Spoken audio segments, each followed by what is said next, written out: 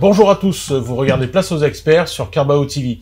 Vous connaissez maintenant le fonctionnement de cette émission. Nous allons développer un sujet d'actualité qui va intéresser le chef d'entreprise en général. Et pour ce faire, nous avons le plaisir d'accueillir sur le plateau de notre émission 4 experts qui sont d'éminents membres du réseau Carbao et qui sont venus exprès à Valence pour ce tournage. Merci à toutes et à tous d'être venus. Nous commençons avec Fabienne Lerat, membre Carbao de Grenoble, Risk Manager. Fabienne, est-ce que tu peux nous expliquer en quelques secondes ce métier? Bien sûr. Alors c'est un métier qui n'est pas très connu, mais pourtant qui est évident et qui doit se pratiquer tous les jours pour les entreprises. Le risk management, c'est l'identification et l'anticipation des risques qui peuvent menacer la pérennité de l'entreprise. C'est un processus, c'est un process, c'est relativement simple et ça permet d'identifier les difficultés, les risques, les côtés, et c'est en fait une aide à la décision du chef d'entreprise. C'est très stratégique. Merci Fabienne. Nous accueillons avec beaucoup de plaisir Félix Sala, membre et président du club Carbao Auxerre, l'épanouisseur de potentiel, comme il se dit être. Il interviendra certainement sur le leadership et le management, mais le connaissant, je pense qu'il rebondira sur d'autres choses. Mireille Mansuy, membre Carbao Lyon Tech Lead. Mireille est une spécialiste du team building et de la cohésion d'équipe. Pour créer de la confiance, de la performance au sein d'un collectif de travail, elle peut aussi nous accompagner dans nos recrutements, nos formations et nos bilans de compétences. Et enfin, Brigitte Ploiguedon, membre Carbao Versailles, médiatrice. Elle empêche certaines personnes d'aller régler leurs différends devant les tribunaux. Elle nous expliquera à quel moment faire appel à ses compétences.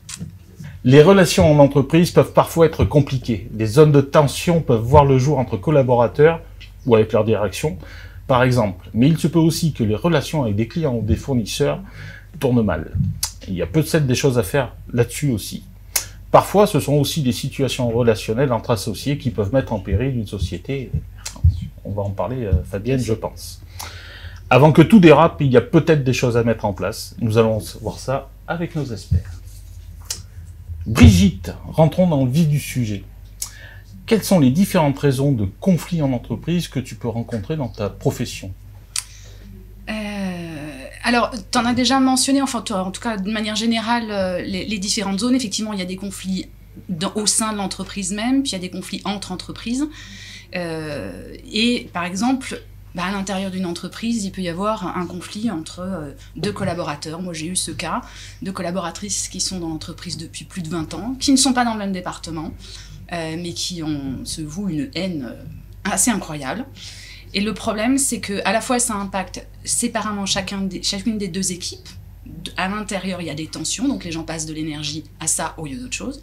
Et puis, ça crée des tensions entre les deux équipes. Et comme elles sont censées intervenir ensemble pour la production de l'entreprise, là, ça a un impact sur le travail qui est réalisé.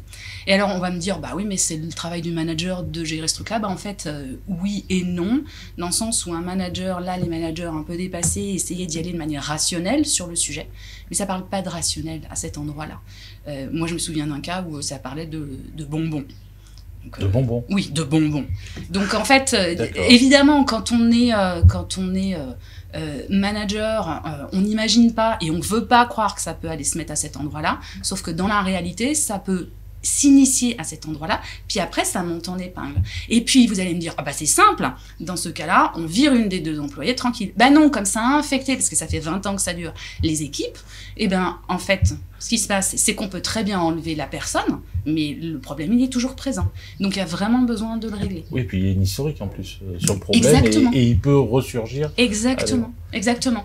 Et d'un problème de bonbons comme ça peut arriver à mettre l'entreprise parfois en difficulté, parce que Fabienne, tu as dû rencontrer ce genre d'exemple aussi. Alors peut-être pas les bonbons, mais le coût humain et le coût financier pour une entreprise, c'est parfois lourd à supporter. Ah, tout à fait. Un conflit, même minime, peut générer des risques et des conséquences qui sont très lourdes pour l'entreprise. Et si c'est pas anticipé, si c'est pas vu, l'entreprise peut se retrouver face à des dépenses, à des procès, à des conflits entre associés. Ça peut être des bonbons, mais ça peut être n'importe quoi d'autre. Ça peut être quelque chose de non exprimé. En fait, le plus souvent, dans un conflit, parce qu'on parle de conflit, c'est quelque chose qui n'est pas dit, c'est quelque chose qui est même un petit peu caché, et qui enfle, qui grandit, qui se construit presque tout seul. Et quand ça commence à émerger, souvent c'est un peu tardivement, et là, le conflit est vraiment ancré. Et là, on est vraiment dans une situation difficile, qui peut avoir des conséquences très lourdes, voire des conséquences qui font que l'entreprise disparaisse. Moi, j'ai vu des entreprises qui avaient de la valeur, les associés étaient tellement en conflit l'un avec l'autre qu'ils ont passé leur temps à se disputer, en fait. Et les équipes dessous, qu'est-ce qu'elles ont fait? Elles l'ont senti, ça. Et elles sont parties. Et l'entreprise a perdu toute sa valeur. Et l'entreprise a été perdue. Ouais, elle perd son énergie, elle n'est plus canalisée. Et, oui, et elle perd sa valeur même capitalistique. Ouais. Une entreprise, c'est des hommes et des femmes. Donc il y a un réel enjeu. Exactement, puis c'est intéressant ce que tu dis, Fabienne, parce que du conflit entre deux personnes, les deux associés, finalement ça va rayonner. De toute façon, ça vient toucher toutes les équipes, puis il va y avoir forcément des gens qui vont partir. Alors évidemment, ça fait perdre en fait de l'énergie, de la force, de la compétence à l'entreprise, donc ça fragilise encore plus. Et là, moi je vois qu'il y a quelque chose qui me touche beaucoup aussi, c'est que, alors pas dans les cas d'associés, mais dans les cas dont je parlais par exemple entre collaborateurs, on fait peser aussi sur les managers un poids extrêmement lourd de responsabilité de gestion du conflit, alors que peu d'entre nous, en fait, sont formés à la gestion, à la vraie gestion de conflit. Ils peuvent y aller de manière rationnelle, prendre des décisions, ok. Mais le côté humain, c'est super compliqué. Et puis, à nouveau, dans le cas que je citais tout à l'heure, licencier quelqu'un, c'est pas si simple que ça. Humainement, il faut quand même y arriver.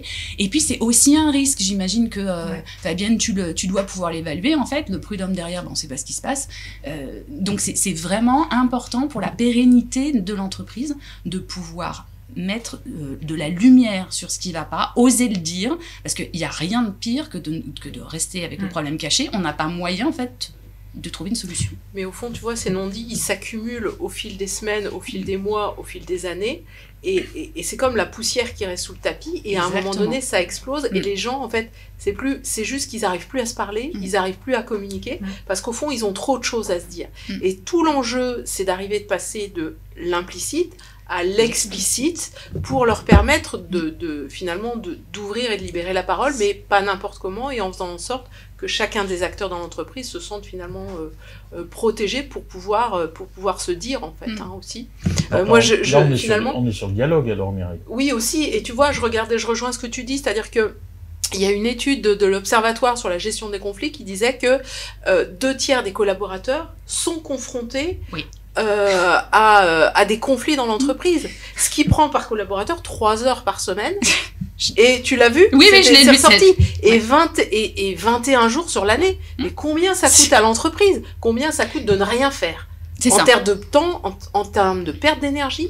Mais c'est incroyable. En matière de résultats. En matière de résultats. Exactement. Et du coup de performance sur l'entreprise. Et alors moi, ce qui me tue, c'est qu'après on met de l'argent dans la qualité de vie au travail. Mais le premier truc, c'est au lieu d'acheter un baby-foot, en fait, réglons donc en fait enlevons les cailloux qu'on s'est mis dans la chaussure, en fait. Acceptons de se dire on est en train de boiter.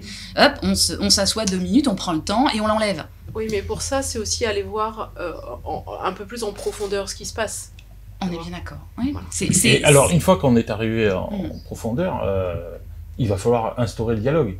Et il y a peut-être plusieurs formes de dialogue, Félix. Là-dessus, c'est suivant les personnalités. Comment on fait quand on est manager aujourd'hui pour montrer la direction de la porte de sortie ou de solution, en tout cas? Il y a plein de façons de faire, parce que si on avait une, d'abord nous serions tous milliardaires, et en plus on aurait pu résoudre toutes les problématiques de la Terre. Mais en fait, je suis super content d'être avec vous, parce qu'en fait, quand vous intervenez, c'est que ça a déjà été identifié. Et je rejoins Brigitte quand elle l'exprimait tout à l'heure, avant l'émission, que ces clients ont un vrai courage de rentrer dans un process, et je le partage. N'étant pas identifié comme médiateur, depuis longtemps, j'interviens pour autre chose dans les entreprises. Passer du groupe à l'équipe, de la discussion au dialogue, oui. Mais il y a une grande partie qui est le conflit, qui n'a pas encore d'aspérité. Qui est lui.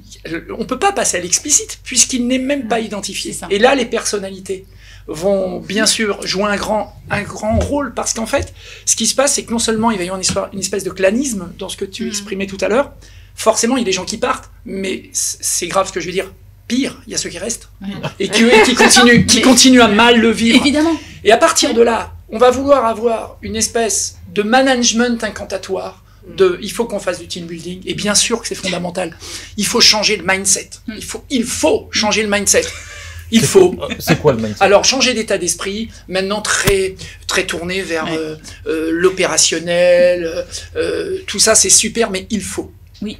Il faut. Et chacun se retrouve complètement. On est dans l'injonction pure. Et alors, chacun se retrouve avec son bagage, sa personnalité, ce qu'il en connaît, surtout ce qu'il n'en connaît pas.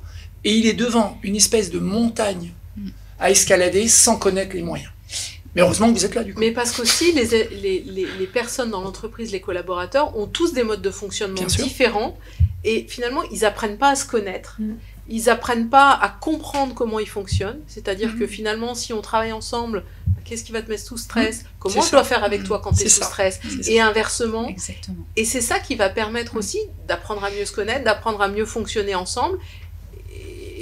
Et en même temps, pour moi, en fait, ce que je trouve super, là, c'est que je nous trouve très, très complémentaires, parce que je vois que, en tout cas, moi, ma façon de voir notre complémentarité, c'est que moi, j'ai l'impression d'être au bord du Grand Canyon, la moitié des pieds, en fait, dans le vide, à 2 doigts de tomber. Donc, pour moi, en fait, mon travail, c'est de faire un pas de recul. On se remet en sécurité. Une fois qu'on est bien les 2 pieds sur terre, là, en fait, il y a des gens, en fait, qui peuvent venir aider à transformer. Mais une fois qu'on est sorti du j'ai les 2 pieds dans le vide, quoi, je vais tomber.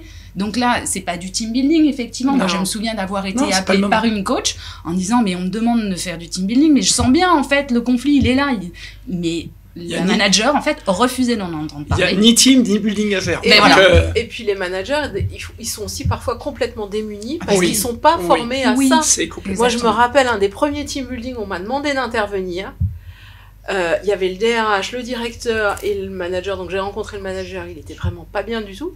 On me demande d'intervenir pour... Mais les gens dans l'équipe, ils me disaient, mais ma petite dame, il fallait venir il y a 3 ans. Pourquoi? Parce qu'il y en a un, il a déversé un camion de fumier sur la place de parking du DRH.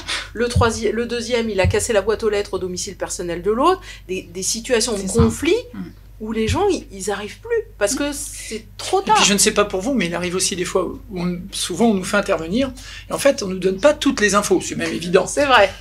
J'ai un souvenir juste pour l'anecdote où dans la 2e loi de décentralisation, j'interviens quand il y a eu personnel TOS qui a été absorbé par les collectivités et donc on me dit ce serait bien que vous puissiez intervenir pour nous aider en management et j'interviens et j'apprends que la semaine d'avant quelqu'un avait sorti un fusil de chasse. Ouais. Donc si vous voulez, et bon en fait ça s'est très bien passé parce que c'était un pic, mais en fait il y a toute cette partie sous-jacente qui est terrible pour les entreprises parce que nous ne sommes que de passage. Long ou court, mais nous sommes que de passage. Le mal-être pour eux, il est bien plus profond. Ouais. Et à la fois, c'est indispensable d'avoir un tiers externe évidemment, qui va pouvoir permettre à tout le monde de sortir un peu le nez du guidon, surtout aux managers, de pouvoir le retrouver, permettre aux dirigeants ou aux managers de retrouver de la sécurité aussi, à être avec ses équipes et à créer des espaces d'inclusion, des espaces de régulation, des espaces d'ouverture, où chacun va pouvoir finalement se dire et être entendu avec sa vérité en étant protégé.